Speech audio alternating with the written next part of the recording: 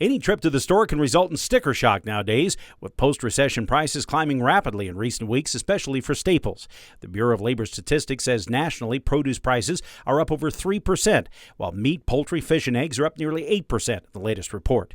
The Montana Food Bank Network is helping to offset some of the impacts for the hungry because it can buy in bulk through the Feeding America networks.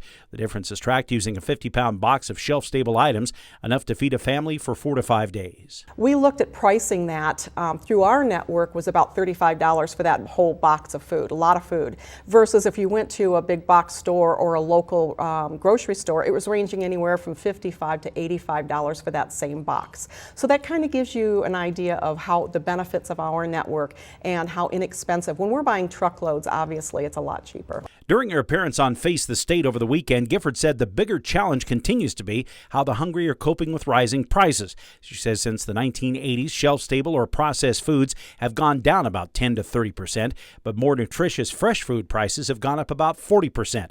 She says that means individuals and families are struggling to have enough good foods to match their SNAP allocations and get through an entire month. That puts more pressure on the smaller food banks and pantries. When you're looking at not only what we have to purchase, being able to get bulk amounts, we can certainly maximize our dollars that way. But when you're getting right down into the family and they have limited resources and they have the choice between buying a pound of fresh produce or vegetables or fruit versus buying a pound of ramen noodles, you're talking about quantity versus quality, and a lot of times that's a tough decision to make. Gifford says donations remain a critical part of feeding Montana's hungry with the rising prices.